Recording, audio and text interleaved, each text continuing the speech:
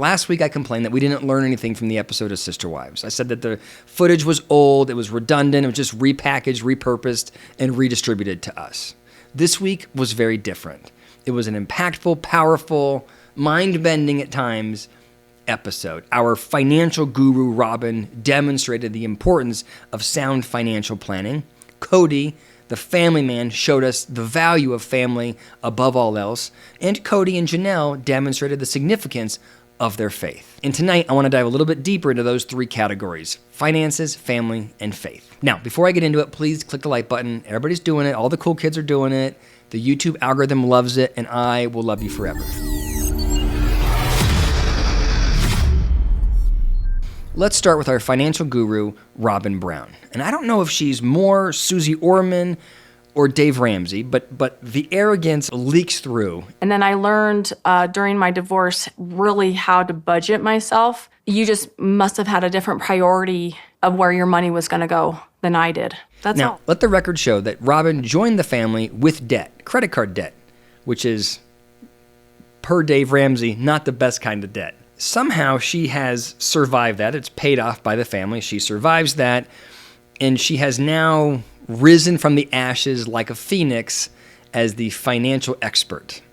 All the other wives have done poor planning, and that's why they are in the financial positions that they are, and Robyn just knows how to budget. When I put the money into the house, I said, well, I think it would be fair if all of our names were on the mortgage. And he's like, no, we need to protect Robyn's estate. She needs to have it so it's hers. She's totally ignoring the fact that the family bailed her out, and she's ignoring the fact that her current big house was supposed to be the family's house, but it ended up just being hers. And so all the money poured into it. She was able to buy the pictures, the art, the furniture, get the yard landscaped, and no one else was able to because the money was being pumped into that house and not elsewhere. But Robyn doesn't recognize it. It's a good example of what psychologists call fundamental attribution error.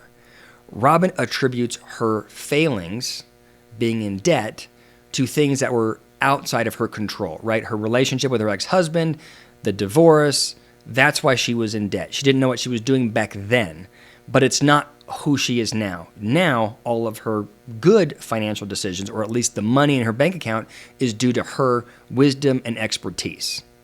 When she looks at her sister wives and sees that they don't have as much money as her, she's not able to say, hey, well, a lot of that is circumstantial because the money's being sent to me. She goes, all of those problems are due to you. Fundamental attribution error says that the good stuff we blame on ourselves and the bad stuff we blame on other people or other things that are outside of us. This has distorted how Robyn sees herself and the world around her. So that's the financial piece. Now let's talk about family, and in particular Kody's relationship with Maddie, which I find exceptionally frustrating. And I know that my frustration is influenced by the passing of Garrison, which maybe isn't a fair, I think it is freaking fair. It's really hard to watch Kody allow his pride to dictate his relationships. It reminds me of the quote, don't complain about the results you didn't get from the work you didn't do. Kody is so agitated about the relationship he has with his kids, but he didn't do the work to maintain the relationships with his kids. He can't complain that Maddie doesn't want to see him. He can't complain that there's conflict with Gabe and Garrison at this stage of the game, because all those things are influenced by Kody's behavior. And Maddie, to her credit, has looked at all of the data and decided to protect herself and her kids. She set a boundary, and I admire the fact that she was able to do it. For me, it means a lot, though, because that's very hard for a daughter to do to her father. So it's like, why is she doing that? It must be bad. It must be significant enough for her to really draw the line there. And it's crazy to me that not everybody recognizes that it's Kody's responsibility. I have encouraged Kody to work any relationship out that he can with his kids. But I guess it's been a two-way street. Maddie hasn't been reaching out to her dad either. I've yelled about it here before, and I'm going to yell about it again. If you are a parent, it is always your responsibility to address the relationships with your kids. Do not get on your high horse and say, I'm going to wait for them to come to me. You're allowing your pride to drive your relationships. They didn't really cut off communications with Madison. She cut them off with me. Here's the thing is I'm not willing to take blame for things that my wife or ex-wife is sitting there telling them that I did. I said this when I reacted to it live, but I'm going to say it again another way here. The question for Kody is why? Why does it matter if you're right? Why is that more important than the relationship with your daughter? Think about it, like take it out of this context and take it into like if you're parenting a 6-year-old and the 6-year-old blames you for something. Do you have to always push to ensure that the 6-year-old recognizes that they were wrong in where how their toy was lost? Of course not. What matters is that the 6-year-old sees you as a stable parent that loves them no matter what and will help them find the toy, right? Like you as a parent of a 6-year-old should recognize that the connection is far more important than browbeating your 6-year-old into submission. It's the same thing if you have an adult child. Doesn't matter if Kody admits that he was wrong on things he doesn't actually believe he was wrong about, because the relationship, the father-daughter relationship, should be more important. And the question is, well, why is this so hard for him?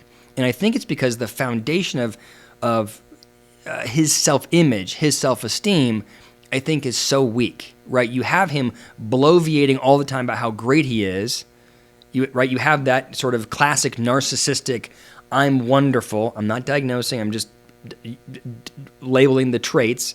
Him saying, I'm wonderful, look at me, which is really protective because he's, I think, deeply insecure and the foundation is rocky.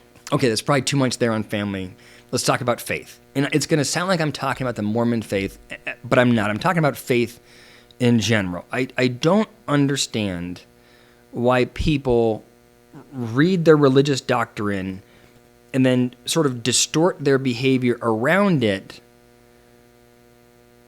like in an effort to manipulate or maneuver, in my opinion, manipulate and maneuver God. I think Christine's like looking for me to say the word divorced, and I guess I don't really need to say that word. To me, I hate that word. I don't want it. I don't like it. I think Janelle doesn't want to get divorced because she believes it goes against her faith. She made a commitment to Kody, a commitment to God to be with Kody, and so she can never break that commitment. So what she's going to do is never say that she's divorced, but she's just simply never going to see her husband again. And it's like, you don't think that God knows what's happening? You're not in a relationship with him. You are divorced. Say what you're doing. God's not fooled by the fact that you didn't write divorce down. And it's the same thing with Kody and Mary. The man has no choice after he's already married in plural marriage. If he wants to stay faithful and in the faith, he cannot request a divorce. So I was not able to get out of that relationship. Kody says, I'm stuck in this relationship as a polygamist. I'm stuck in my faith. I can never leave these wives. Okay. So your solution there is to neglect and abuse them until they leave you? That's in alignment with your faith? God's fooled by that? Like, I mean, there's so many examples. Some are more vulgar than others, but there's so many examples of people with faith doing things to maneuver, and it's like, who are you fooling? So those are my thoughts. Let me know what you think in the comments below. Please hit the like button. It's good for the YouTube algorithm. Thank you so much.